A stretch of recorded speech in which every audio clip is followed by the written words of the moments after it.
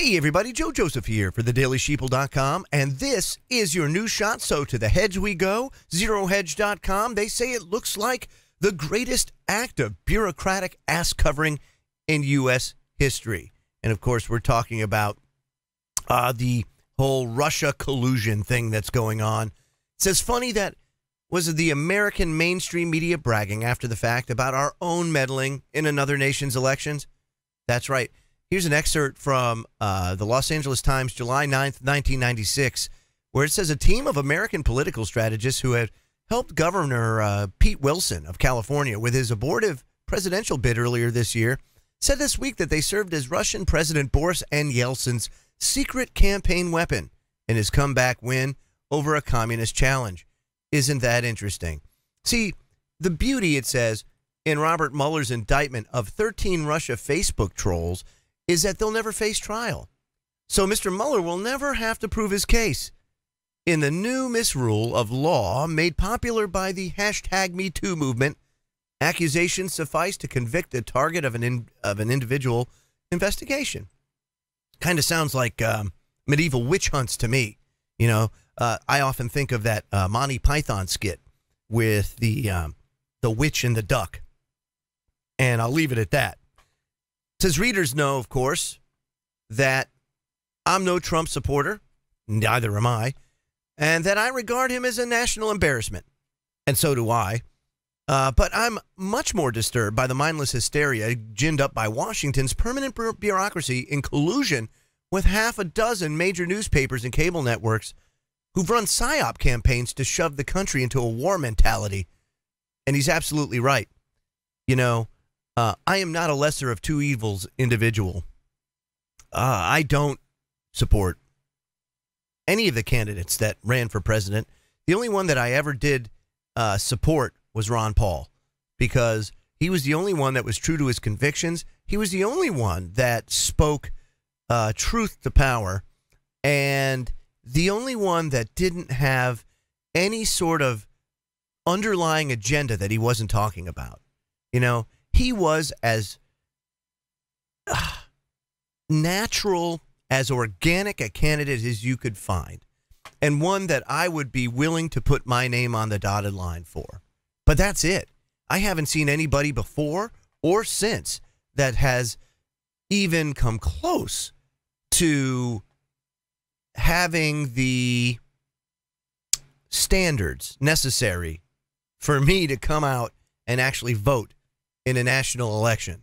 So that's very interesting. It says, I'm surely not the only one to notice how this hysteria is designed to distract the public attention from the documented misconduct among FBI, CIA, NSA, State Department officials, and the leaders of the hashtag resistance itself.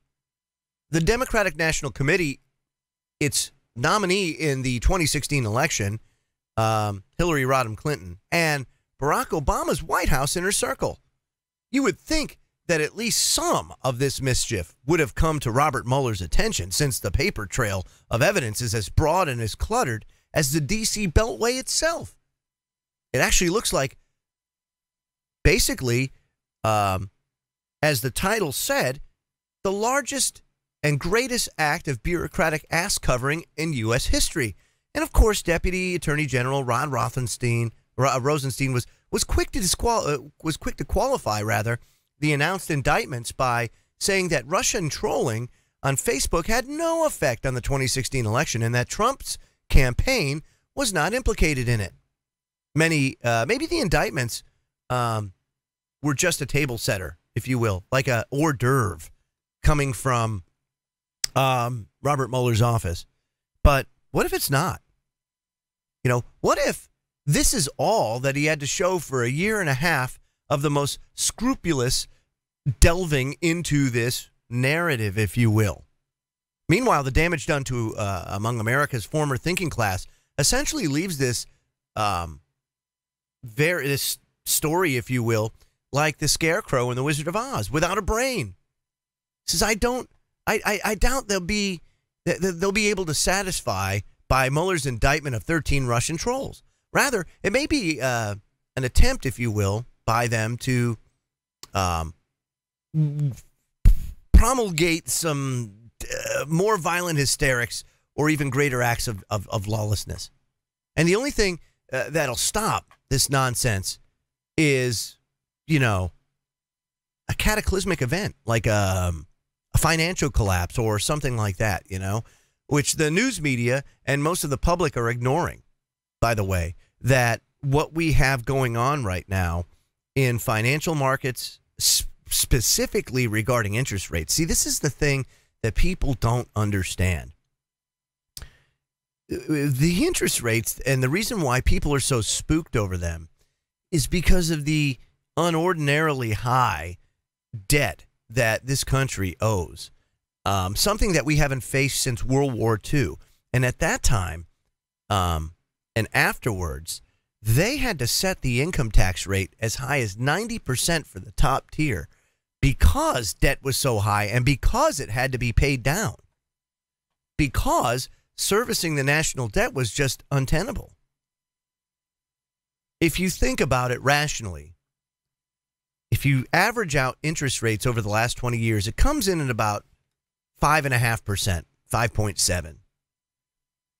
If we had to pay just that, the last 20 years average interest rate on the national debt, it would take 90% of the income tax just to pay the interest.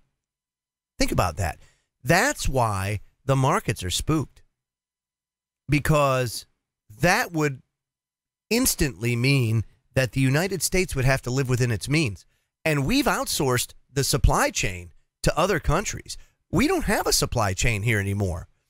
All parts and we may assemble things in the United States from time to time, but we don't manufacture things anymore here, meaning that from raw material to parts, and then those parts become components of a bigger thing. We don't do that anymore. All of that has been outsourced to Asia.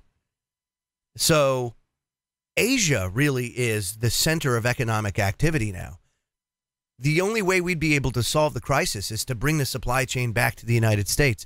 That would be an unimaginable effort, and one that, frankly, cannot be done in a very short amount of time. So that's why you've got such fear in the financial markets, and rightfully so. So, yeah, this is huge because this looks like it is at best, something to basically sweep everything under the rug and call it a day.